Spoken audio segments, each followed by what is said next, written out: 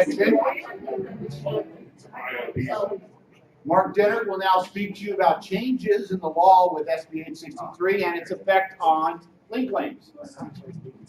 I thought you told me I could talk about craft beer and distilled spirits. Last 10 minutes. Glad to get him here. Who would rather talk about craft beer?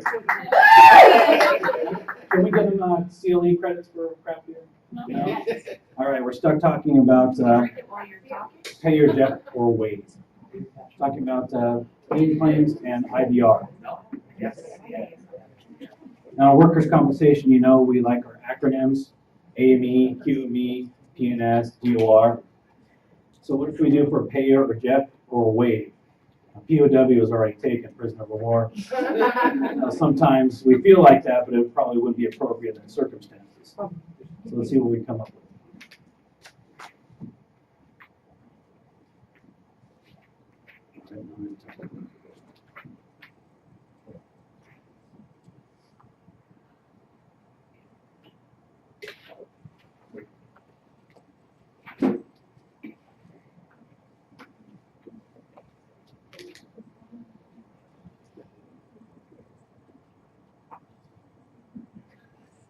Technical difficulties.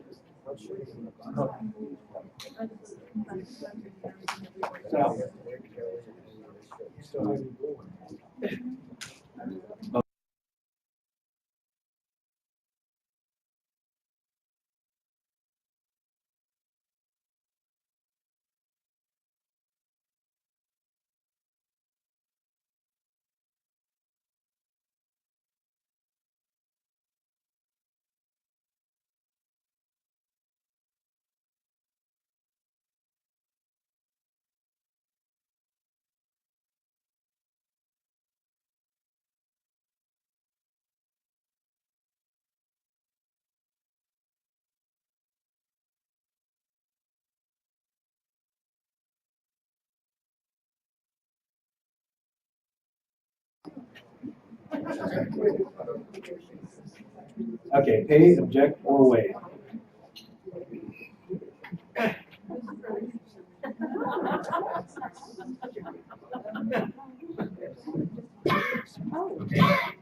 You sing how? You sing. Let's keep doing that. POW instead of prisoner of war.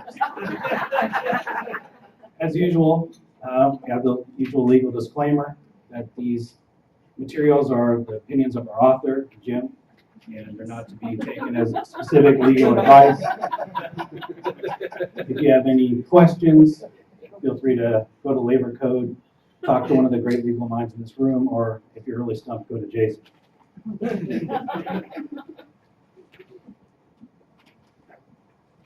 The legislature promises for years they're going to give us some tools to help reduce or eliminate liens. They did that with the implementation of medical provider networks, statute of limitations, activation fees, filing fees, and a lot of the recent fraud convictions. They also gave us IBR. One of the tools we have not had before that was included with the IBR regulations is waiver. Now in this context, does anybody know what waiver means?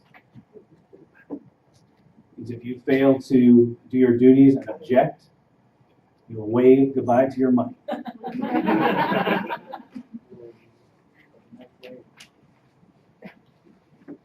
So SB 863 gave us waiver language, but they also gave it to the providers. So when we don't object timely, we waive goodbye to our money. If they don't object, they waive their rights to proceed further. What's worse, if we don't make our objections, we may be subject to sanctions, attorney's fees, costs, and losing our right to the IVR. Our primary tool to rebut the provider charges is the EOR.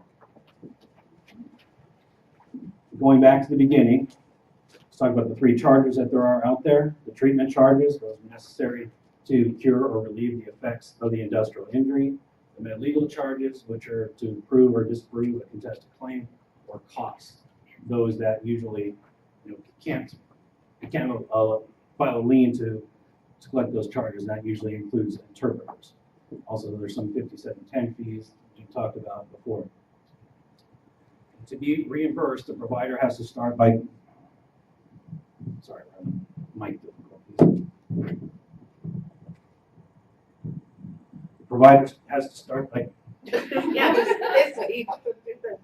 maybe I'll just roll it. The provider has to start with,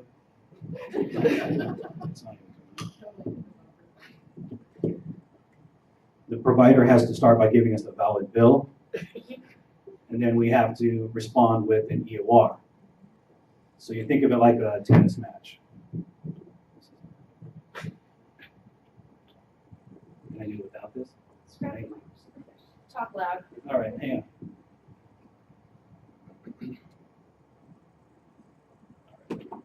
Better? Can you still hear me? Yeah. All right, so think of it like a tennis match. The provider has to first throw the, I'm not fit enough for that, let's do ping pong. The provider has to take, he takes his bill, he hits the ball towards us over the net. We take our EOR, we have to hit it back. Then he has to object to that EOR, he hits it back, and so on and so forth. However, when that bill comes across the net, we don't hit him with the EOR timely, we lose our right to use the IVR process. And that was a holder case that Jim talked about in his presentation. The lien claimant or provider in this case can then proceed to court and have their bill adjudicated by a judge.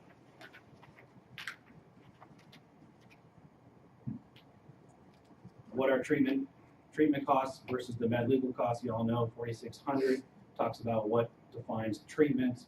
Your hospitals, your doctors, your crutches, your medications, acupuncture, chiropractor, all those good things. And those are now adopted the MTUS to say what is reasonable for those types of charges. Med legal is codified under 4620, and those include like your AME and QME exams, not as often, IME exams that are ordered by the court.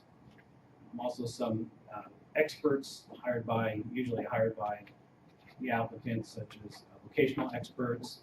Some rare cases you'll get some reconstruction experts or handwriting experts. Additionally, services provided by an interpreter during a med legal exam would be considered med legal costs.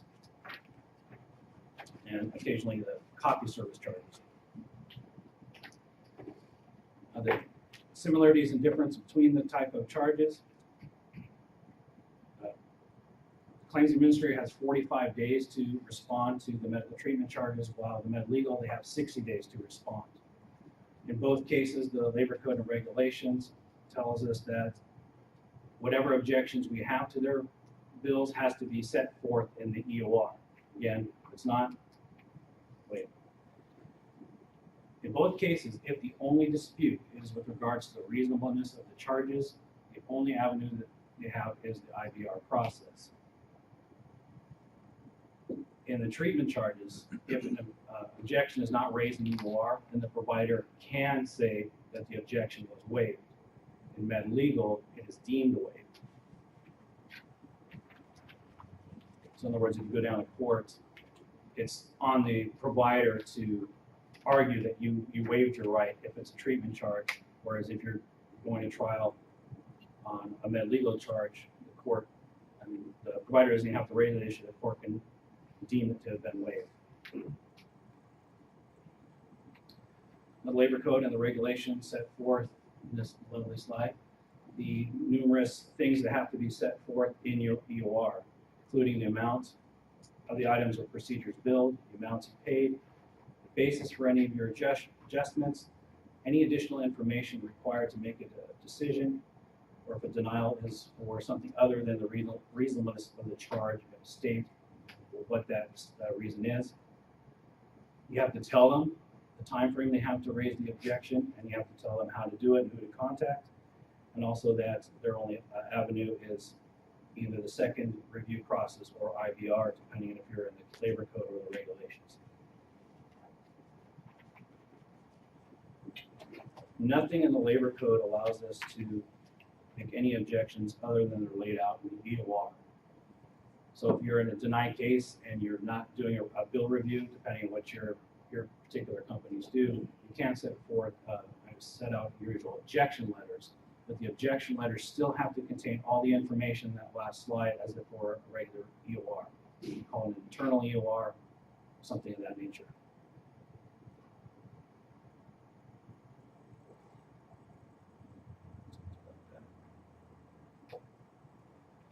So invoke independent bill review. Again, the provider must submit an itemization of their charges.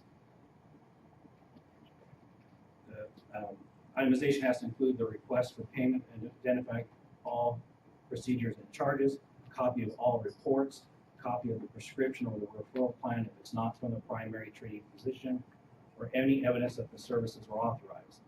So many times the providers will give you a utilization review certification and try to say that was your authorization for the procedure. So you got to watch out for that. Once that bill comes in, it's submitted to review, and the claims administrator is supposed to make all payments outlined in that DOR.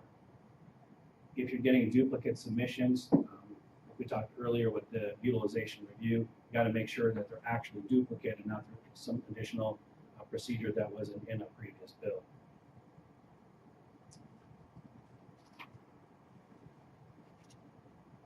So once the recommendation and EOR issues, the claims administrator has to issue the timely payment. Unless there's still a threshold issue. And we'll talk about threshold issues in a minute. The threshold issues are other issues other than just the reasonableness of the charges. Now, if the provider gets your EOR and doesn't object within 90 days, they have no further recourse. They can't file a lien, they can't go to IVR. They're done. But if they do object, they must request a second review within 90 days of the receipt of your EOR. Along with that second request, again, they have to submit the identifying information for the claim, the items and amount in dispute, the additional payments that they are requesting and why they're requesting those additional payments, and any additional information that the original EOR may have requested before making their determination. And once that second review is completed, it has to be done within 14 days. And once the second review is done, any additional payments have to be paid in 21 days. Now just by a show of hands, how many of you actually have to deal with the second review and IVR? Okay, a few of you do. Okay. Sometimes we don't want to know how the sausage is made, but when you're getting down to court and you realize it wasn't grinded in there properly, and you're stuck. So you want to know before you're negotiating, you know, what may have gone wrong, and whether or not you have rights to object. So if the provider does object and disputes the reasonableness of the charges of the second review and request, oops, I skipped a slide. I'm sorry. So after that second review comes out and the provider is still not happy, they have a third bite at the apple. You have 30 days to object to the second review and seek independent medical review. If they don't request IVR within 30 days of the receipt of that second review, they're done. If they do request it timely, they are the ones for the first time that have to pay the $325 to start the IVR process. I was talking to a couple of you earlier how many have actually seen a provider request IVR and pay the $325. Anybody else out there seen it? Not very often. How often would you say it, Jessica? I've seen maybe 3 or 4. I haven't seen them. If you guys aren't seeing them, they're very rarely getting us. I don't know if you're saying about it.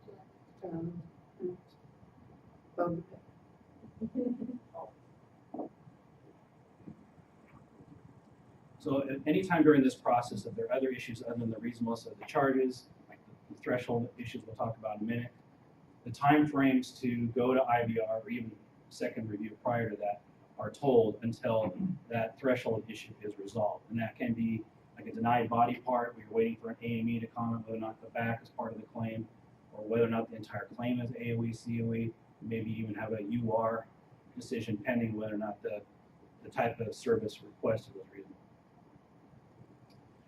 To request IVR, they have to do it on the appropriate form. Again, I've looked it up, but I've never actually seen one. And they have to send all supporting documentation to IVR within 10 days of the sign.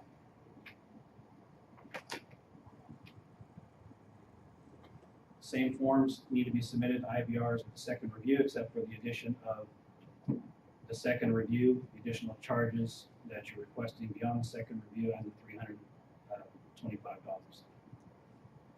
If then IVR recommends any additional payments, claims has to issue the additional payment along with the IVR fee reimbursement to the provider. IVR has to make their determination within 60 days of the assignment. Again, as Jim was talking about in utilization review, there's not much case law out there. What happens if they don't do it within 60 days? Has anybody seen one of those where it hasn't been issued in 60 days? I'm guessing it's going to be the same process with IMR, that you dispute to the administrative director and they'll request a reassignment to a second IVR. Once the IVR has made the determination, claims administrator has to pay those additional charges within 45 days. And if they're med legal charges, the time frame is lowered down to 20 days. Once the IVR comes out with a decision, you have either party has 20 days to object to that decision. Same exact criteria as for IMR, with the administrator director acted in excess of his powers, cited a constitutional issue or something that had nothing to do with the IVR, fraud. Uncle Bob can't be the IVR reviewer or the claims examiner. And I suspect, like with IMR, the most common would be it's just plainly erroneous on their face. They're talking about bills that weren't even submitted to IVR. Now, the threshold issues we're talking about earlier are different for both the treatment and med legal charges. Treatment is threshold issues are AOE, COE, employment, statute of limitations, body parts in question, IMR, UR decisions, MTUS, whether or not there was any waiver objection by either party. And for med legal, the threshold issues are whether or not the claim was contested at the time a report or service was requested. Additional issues of employment, statute of limitations, coverage, and things of that nature. If found against the provider or the injured worker, would waive a recovery from the provider at all.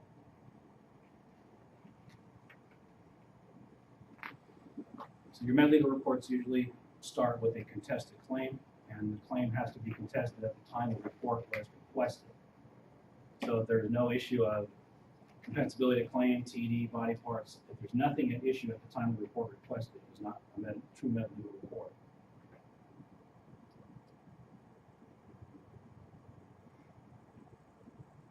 And also for med legal reports, there has to be a disputed fact, again, nature and extent, the condition, causation, temporary disability, permanent disability, or medical eligibility for rehabilitation services. For the med legal report to be valid, it has to be formed by a physician, obtained at the request of a party, must be capable of proving or disproving the disputed issue. So in other words, it has to be substantial medical evidence on the issue that was in dispute. The report has to be properly obtained. So in other words, if you're going to get a med legal exam, QME, AME, you have to use 4060, 4061, 4062. You can't just go out and get a report. And also for interpreters, whether or not the interpreter rendered the service at the med legal examination met the criteria, so now they have to be certified. and defendants contend that the interpreter was not required at the time of a med legal examination. So your attorney in deposition is hopefully questioning them about their ability to speak English. So what are the non-IVR medical disputes? Basically anything that is a dispute other than the reasonableness of the charges. So you have two tracks, the IVR track, and you're only talking about reasonableness of the charges. Over here you got your threshold disputes, which are non-IVR. Once those are decided one way or the other, you may have to go back and throw that bill back into the IVR tract.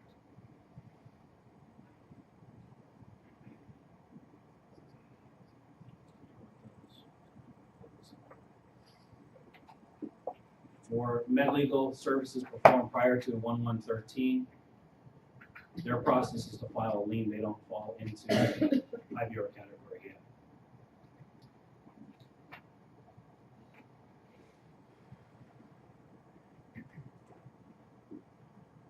Just like with the IVR disputes, you still got to take a look at the bill, see if there are the reasonableness of the charges, put those to the side, and then go through the threshold issue track.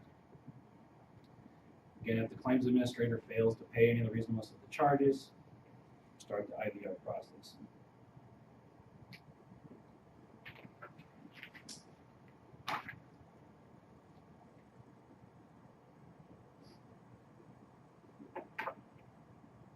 If the only dispute is the reasonableness of the charges, the appropriate fee schedule, the provider does not request a second review within 90 days.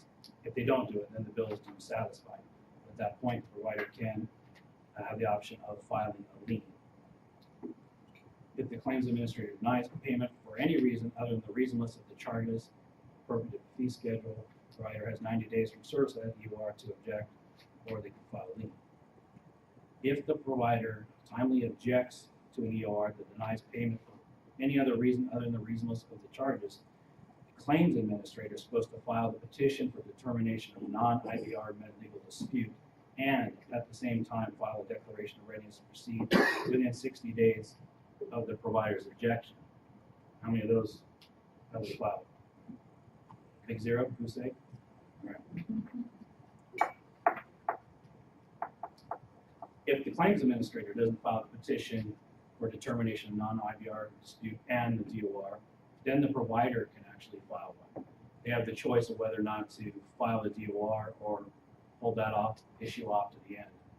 I think we've seen seems to always happen in just particular jurisdictions. I think the San Diego providers, some of the PTPs are calling them treatment. I mean, they're providing treatment, but they're calling them med legal charges, and they're trying to get around the IVR track by going through this non-IVR petition. It's up to, I guess, the provider or the judge to determine whether or not they're going to hear that particular portion of the case, either before the case in chief is resolved or after. IVR and non-IVR disputes are also subject to sanctions if either party is acting in bad faith. And once a threshold issue has been resolved, the provider has 90 days from the service of an order from the WCAB resolving that issue to request a second review of the bill if the amount of the bill is still in dispute. So again, once that go to AOEC, we trial, the judge says, yeah, I believe the applicant. Then if an EOR has been done, the provider has to request a second review and go back to the IVR process. Before you move on to treatment non-IVR issues, I don't know if you're grasping that if we get a bill and they call it medical legal, let's assume it's a photocopy bill, let's assume it's an interpreter bill, let's assume it's a treating doctor's report, and they call it medical legal. You and I know it's not, but they call it that. And we do nothing for 60 days. What have we done? We've waived our rights to do that. We have simply given them away. And that could even be a waiver to the charges. They could have charged us $10,000 for that not medical legal charge. But we've waived our IVR because we did not object timely. So when I mention that this may be the death of liens, it's not necessarily the death of liens to our detriment or to our benefit, but it may be the death of liens to our detriment, where our non-responsiveness is now resulting in us paying considerably more, or at least unwarranted services, and having no legal recourse if we don't object timely. You know who's catching on to this? Med Legal Photocopy. Yes. They are filing these by the boatload, and I'm getting my ass kicked, pardon the expression, because of this. Well, they hired a particular, A particular firm, I forget the name. well, a collector. Yeah. And he is, I think the proper word is, not nice. Yes. And yeah, that is his tactic. But they've grasped into this and they just wait. They just file a bill on us. They sit back and 60 days later, they're saying, where's our money? And even though you're not seeing a lot of this now, like Ramel was saying in his presentation on vouchers, 3 or 4 years ago, nobody was talking about, you know, they weren't fighting over the vouchers. Now that there's something in it for them, extra $5,000, everybody gets $5,000. It may be the track, somebody following in the footsteps of Med Legal.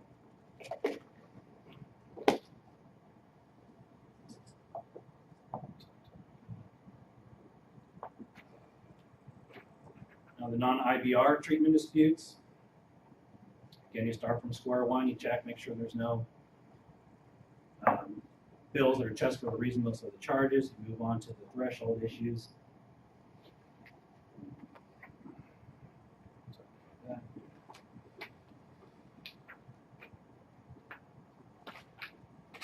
Just like with the Med Legal, if there's still a threshold issue pending, all your arguments with regards to the treatment disputes are told until those issues are resolved.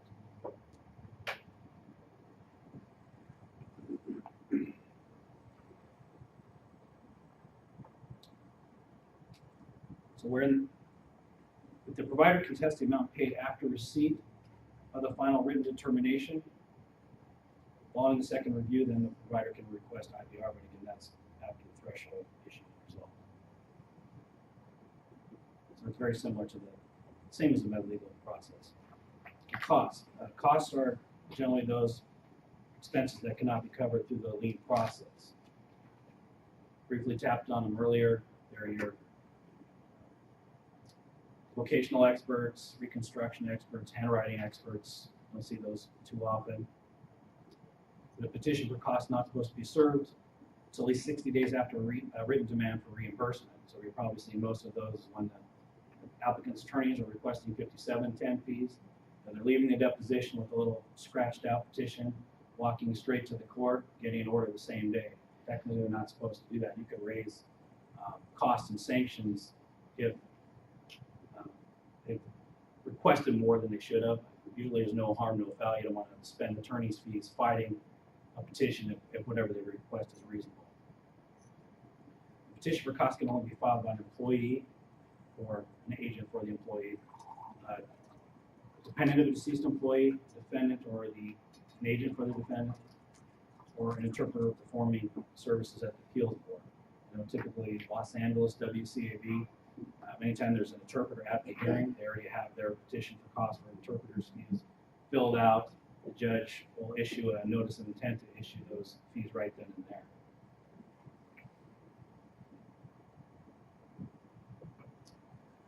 A petition for cost can be heard at the appeals board either before or after the case in chief. So typically with the 5710 fees, you're not paying those timely after an order. The attorneys will request attorney's fees, costs, and sanctions for having to enforce that order, so you're paying them double. Again, there's bad faith, sanctions, costs can be awarded for those. Liens can be filed no sooner than 60 days after the acceptance of a denial or claim or the expiration of the time to investigate the claim, so that 90-day 5402 compensability. After the time allowed for payment of treatment has expired, which is 45 days, or if it's a government entity, it's increased to 60 days. or 60 days for a med legal evaluation. After that, after the defendant's EOR to treatment or med legal costs and reasonableness has been established through the IVR process, or medical necessity of treatment has been determined pursuant to utilization review or IMR, or a threshold issue has not been resolved. Starting with 1.1.13, all liens must include a declaration outlining everything that is up there. It's just a standard form now that they just either check the box, circle, depending whether or not there's an NPN in place, what investigation they really do to see if there's an NPN in place. Sometimes they're on somebody's NPN, so they still circle that. What's to be filed with the WCAB? Only the original lien and the supporting documentation are supposed to be served with the WCAB. However, when they amend their lien, which they do every 30 days, they stop to serve the parties, but they don't have to serve the WCAB with those amended liens. So when you check EAMS and you check the lien provider box, it's not always up to date. Improperly or untimely liens are invalid and dismissed by operation of law. So if they don't have the declaration, the verifications we're talking about, their lien should be tossed out. So along with that, the opening documents, initial lien, you have to have a proof of service, verification under penalty of perjury, all their appropriate declarations, and a true and correct copy of any assignment of the lien. They also have to include a full statement supporting lien, including any amounts previously paid by any source. So when you have a case where you have multiple co-defendants, are they telling you whether or not Chubb or Skiff or somebody else paid them, or if the services originally provided through group health, whether or not they got any payments or co-payments through group health. And a proof of ownership of the debt. If the lien claimant is not the original service provider, they also have to state under penalty of perjury that all the foregoing information is true and correct, and that they are subject to perjury. And the lien claimant has to provide the name, phone number, address of any person that will have authority to resolve the lien on behalf of the lien claimant. The lien filing fees. After 1.1.13, you have to pay the $150 filing fee. All the existing liens have to pay a $100 activation fee before they can file a declaration of readiness to proceed or before a lien conference is held. Any existing liens which had not filed an activation fee by 1.1.14, we saw dismissed. There's a stay on that. It's dismissed. With regards to statute of limitations, the preliminary regulations talks preliminarily about having a 12-month rule where the provider is supposed to submit their bill within 12 months of the services. But as again, I don't think that's made it to the final regs. But for services provided on or after July 1, 2013, liens can't be filed more than 18 months after the service. And for those prior to 7/1/13, they had 3 years to file. If you resolve a lien, within 5 days of resolving the lien, the provider is supposed to notify the board that the lien has been resolved. And that can be important if that one lien claimant that's left is the one who filed the DOR and doesn't bother to tell the court that the lien resolved, where you can get it taken off calendar.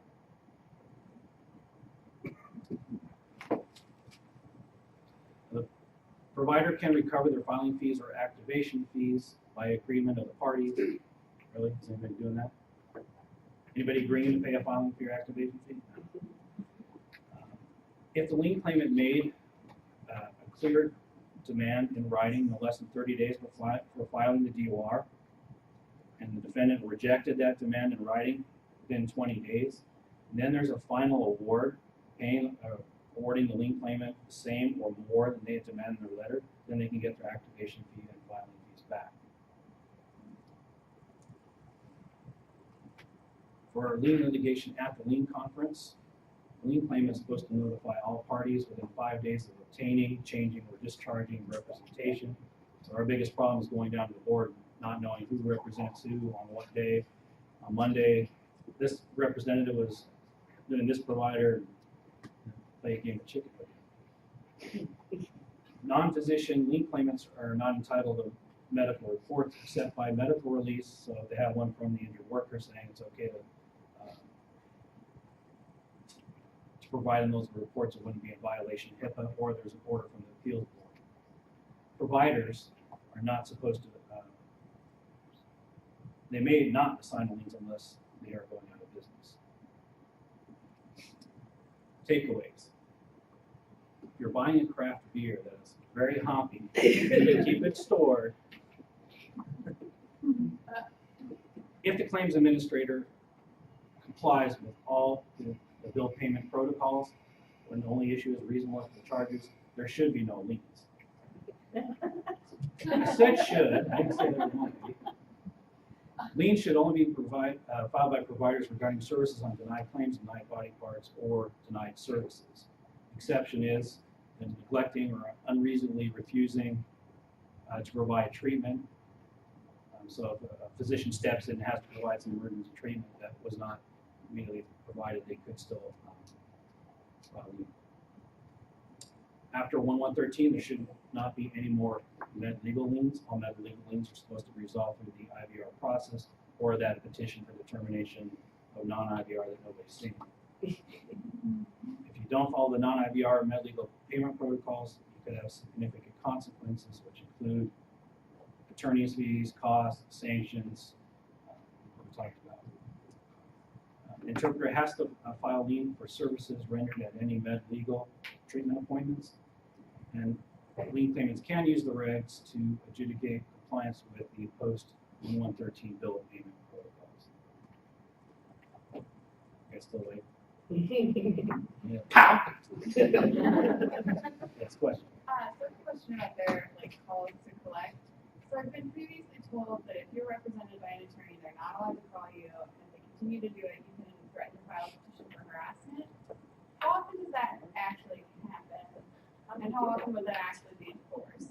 Okay, the question was when the providers are harassing the claims administrators, when they know they have an attorney, what's your recourse and how often you actually see that happen? I don't see it happen that often, but I usually send the nastygram off to the lien provider that if you continue to take this action, it's usually by email from who's, that we will seek costs, sanctions, and actually try to stop from appearing at the appeals board. What about inappropriate comments made by people from this? I usually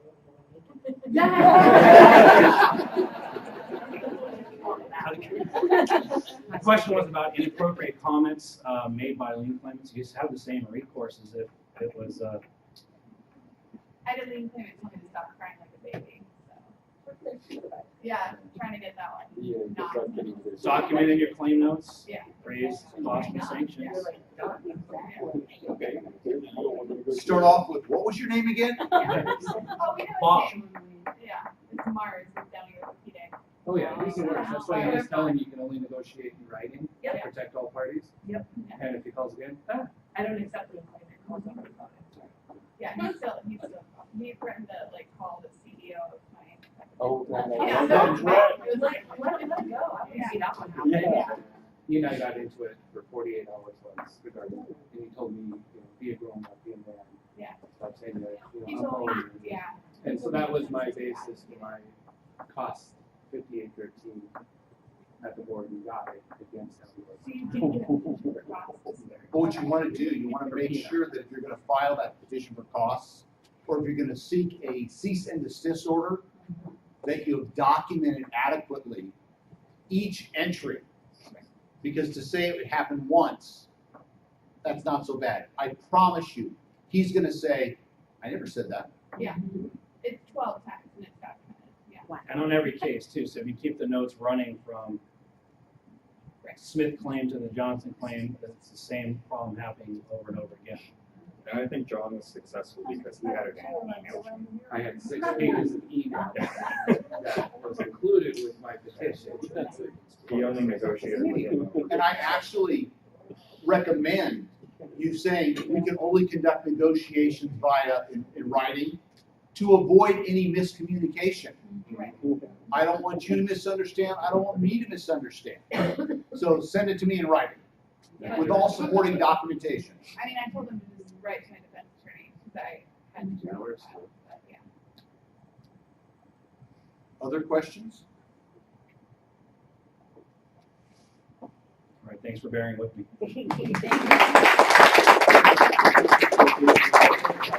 For those